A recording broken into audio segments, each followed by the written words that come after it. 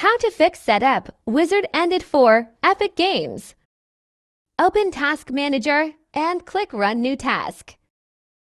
Check this box. Click on Browse. Then locate your Downloads folder. Select All Files in bottom right.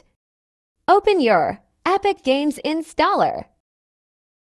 Make sure to check this box. Then just follow the installer. It should install.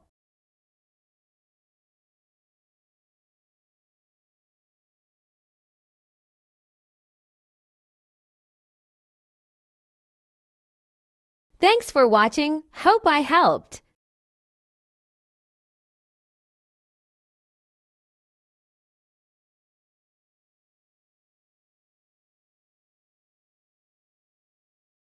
Then it should be working.